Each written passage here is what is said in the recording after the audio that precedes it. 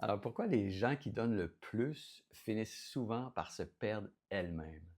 En fait, aujourd'hui, je veux parler d'un phénomène que j'observe, surtout chez les enseignants avec qui je travaille par moment, chez les thérapeutes, comme les massothérapeutes et tout genre de thérapeutes, les professionnels de la santé, les pros de l'humain que j'appelle aussi. Donc, plus une personne donne aux autres, plus elle est à risque de se vider elle-même, de s'éloigner en fait d'elle-même. Puis si tu te reconnais là-dedans, reste avec moi parce que les prochaines minutes vont peut-être changer la façon dont tu vois ton énergie. Ouais, c'est ça. Donc tu peux voir et comprendre ton énergie, comment ça fonctionne, notre système énergétique. Donc, premièrement, les gens qui donnent trop. En ce moment, il y a beaucoup de gens dans le milieu de la santé, dans le milieu de l'éducation, qui se sentent débordés, vidés, même des artistes, des coachs, des gens qui donnent, c'est leur travail de donner aux autres. Et donc, souvent, le vrai problème, c'est pas le manque de repos, hein. On pense souvent que prendre des vacances, 3, 4 jours, aller dans le sud, ça va nous faire du bien. Mais en réalité, c'est pas nécessairement le repos qui manque. En fait, ce qu'ils ont perdu, c'est le contact avec eux-mêmes. Puis ce que ça prend, en fait, c'est de revenir à la source de notre énergie. Où est-ce qu'on prend notre énergie? Et cette source-là, on y accède seulement par le corps. Fait que des fois, on se coupe du corps, on veut décrocher de notre vie, on veut s'en aller en vacances, vacate your life, comme on dit en anglais, mais c'est pas nécessairement la solution. Donc, si ça te parle, ce que je te raconte, écris juste un petit mot comme énergie dans les commentaires pour que je puisse te revenir peut-être, puis aller un peu plus loin. Donc, je te donne un exemple. La moitié de l'année, de octobre à avril, je travaille comme massothérapeute et je fais environ 20-25 massages par semaine. Ça, c'est beaucoup. Physiquement, ça pourrait être drainant et énergétiquement, c'est encore plus subtil. La fatigue arrive, puis là, quand tu es brûlé, c'est déjà trop tard. Donc, quand je travaille, je dois absolument me brancher à la source, au quotidien, à ma source ou à la source. Puis après le travail, c'est important de me recharger. Donc, je ne pourrais pas donner comme les enseignants le font, comme les infirmières le font, comme les coachs le font, donner tout le temps aux autres sans se recharger soi-même. Fait que c'est souvent plus ça le problème que le manque de repos. Donc, le repos n'est pas toujours la solution. Mais combien de personnes reviennent de vacances et se retrouvent dans le même état intérieur? Hein, je te donne un exemple. En fait, quand je suis allé à Sedona, j'ai pris quelques jours il y a un mois. Je ne suis pas allé juste pour m'écraser au soleil puis boire de la sangria ou du pina colada sur le bord de la plage. Je suis allé vraiment me recharger, me ressourcer avec des gens qui, eux aussi, sont là pour se ressourcer. C'est important aussi notre environnement. Des gens qui travaillent sur eux-mêmes. Donc, la différence, c'est que le repos t'aide à récupérer, mais la reconnexion, ça transforme ton énergie. Fait que les deux sont super importants. Oui, se reposer, mais aussi, oui, se recharger. Et donc, la question, c'est pas quand est-ce que je vais me reposer, quand est-ce que je vais trouver du temps pour aller en vacances. La question, c'est quand est-ce que je vais revenir à moi? Quand est-ce que tu vas revenir à toi, prendre du temps pour toi? Donc, le corps parle toujours. La majorité des gens attendent que leur énergie soit à zéro, que le corps s'effondre ou que leur corps leur parle par le biais de la maladie ou des malaises profonds. Donc, le corps, en fait, il est là pour m'aviser, m'avertir. Il n'est pas là pour me limiter ou m'arrêter. Donc, les tensions, le souffle court, ça peut se répercuter aussi par le manque d'élan, le manque de présence, d'être complètement distrait, constamment éparpillé. Donc, le corps est là, pas pour te ralentir, il est là pour nous guider, en fait. Et donc, quand on apprend à écouter les signaux plus tôt, ben, on évite souvent de frapper le mur, hein, d'aller direct dans le burn-out, dans la dépression ou dans la fatigue, l'épuisement professionnel.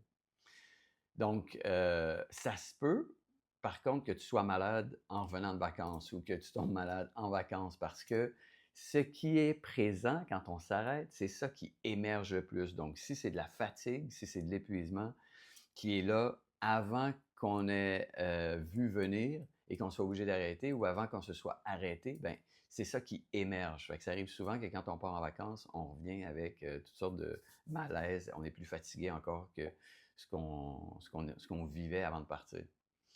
Donc, en fait, les gens me disent souvent, j'ai plus d'énergie, je sens que j'ai perdu mon énergie. Mais en fait, je pense pas que ce soit tout à fait vrai. Je pense que c'est plutôt qu'ils ont perdu le contact avec la source de leur énergie. Donc, c'est exactement ce qui change tout, en fait. Quand on commence à reconnecter le corps, la respiration et la conscience. Qu'est-ce qui mijote dans notre tête constamment? C'est quoi les mots, les pensées, les paroles qu'on s'entend dire constamment? Donc, quand tout ça s'est aligné, ben là, on peut se reconnecter à la source. Il faut avoir une petite distance entre ce qui se passe à l'intérieur et ce qu'on observe pour être vraiment capable de revenir à la source. Un exemple concret, c'est quand je m'assois, après avoir bougé, là, par exemple, après avoir activé l'énergie, après avoir dansé, après avoir fait vibrer mon corps, quand je m'assois et que je m'arrête avec les mains devant la poitrine et que je respire et juste éloigner mes mains et rapprocher mes mains en gardant mon attention sur ce qui se passe entre mes mains, sur l'énergie qui est là, eh ben, c'est incroyable l'effet que ça peut faire à l'intérieur de soi, à l'intérieur de moi, en fait, et de toi aussi, j'en suis persuadé. Donc, juste le fait d'éloigner nos mains, de rapprocher nos mains, ça, c'est vraiment l'énergie, en fait, qui est là. Et on peut se brancher à sa propre source juste en faisant un exercice comme celui-là. Donc, ça, c'est l'énergie, c'est la source. Et c'est ça, être connecté à soi-même. C'est pas juste d'être assis, puis de pas penser à rien, puis de lire un livre, puis de faire quelque chose. C'est vraiment de se connecter à l'énergie, à la source d'énergie qui est là. Donc, on peut dire la source ou sa propre source. Et c'est là qu'on se recharge. C'est comme ça qu'on se recharge. La plupart des gens cherchent plus d'énergie. Moi, je pense qu'ils cherchent autre chose, en fait. On ne cherche pas juste à se recharger, à avoir plus d'énergie. On cherche à être à notre place, à être sur notre X, à faire des choses qui résonnent avec nous-mêmes. Parce que si on est constamment à travailler contre ce qu'on sent profondément à l'intérieur de soi, ben c'est là que notre énergie s'éparpille, s'en va partout. Et donc, ton énergie change. Quand tu te sens à la bonne place, ton énergie tout de suite change. Ta bonne humeur, ta vitalité, tes décisions changent aussi. Ta présence change avec les gens autour de toi. Ton impact, donc, change sur ton environnement. Puis l'énergie est souvent une conséquence, en fait. C'est pas juste une destination. Je m'en vais là pour aller chercher de l'énergie. Je fais du sport pour avoir plus d'énergie. Je m'entraîne au gym pour avoir plus d'énergie. C'est pas nécessairement ça qui va te donner plus d'énergie, mais vraiment la conséquence de recharger consciemment, de te recharger, de te brancher consciemment à la source. Tu peux aller au gym, puis avoir tes écouteurs, puis être toujours dans la musique, puis tu pousses, tu dégages de l'énergie, tu dépenses de l'énergie encore. Tu n'es pas nécessairement en train de te recharger. Donc, en ce moment, je me sens complètement dans mon énergie, dans mon spot, sur mon X. C'est génial. Tout ce que je fais, j'apprécie, j'adore ce que je fais. En ce moment, donc, la massothérapie dans un spa, un des plus beaux spas au Canada, en fait, qui me donne accès aussi au bain puis au sauna chaud-froid. Donc, je peux aller me recharger. Ça, c'est génial. Et d'aider les gens à se sentir mieux, de faire la massothérapie toute la moitié de l'année, j'adore ça, c'est génial. L'été, je travaille au soleil, je travaille dehors, je travaille dans le milieu du tourisme, je rencontre des personnes de partout dans le monde qui sont en mode vacances, relax, et donc c'est super agréable. C'est fatigant aussi, ça peut être très énergivore, donc il faut que je continue à me brancher à la moitié de mon attention est sur moi, la moitié de mon attention est sur le reste du monde, en fait. C'est le souhait, c'est ce que je cherche c'est ce que je m'entraîne à faire, en fait.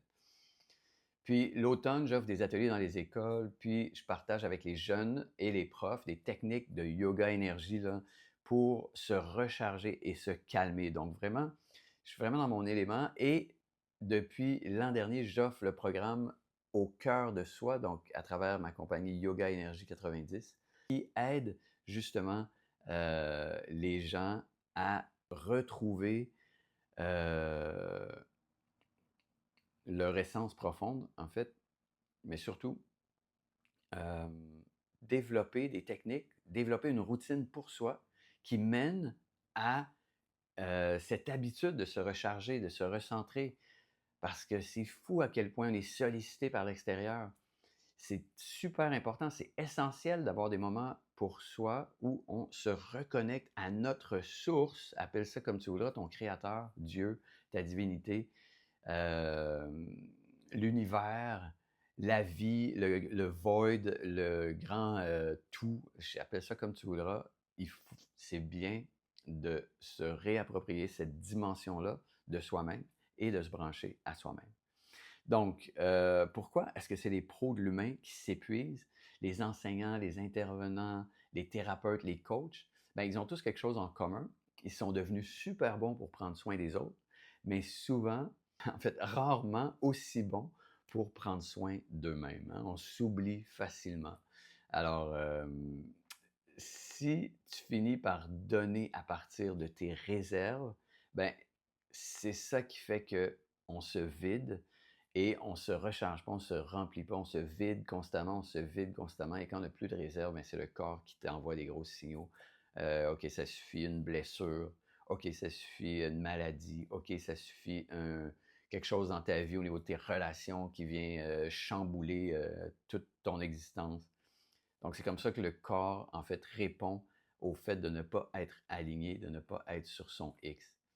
Si ça te parle, tu peux marquer présence dans les commentaires. Donc, pour compléter, mon ami Shomis, Taminick Rankin, qui est un grand-père autochtone, qui est un homme médecine, un homme d'exception, qui dit toujours, Christian, donne-toi tout.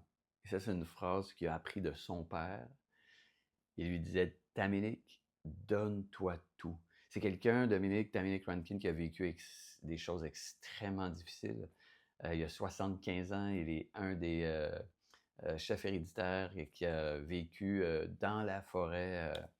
Il y a 75 ans, sa mère a donné naissance à 18 enfants dans la forêt et il a vécu l'horreur des pensionnats.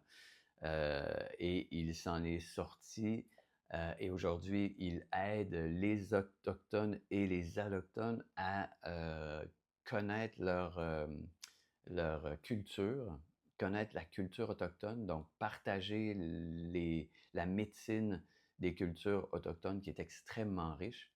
Et il m'inspire énormément. Ça fait plus que 2 ans que je travaille avec eux. Et c'est-à-dire, je reçois des enseignements de l'organisation Kinawat. Et je trouve ça absolument génial.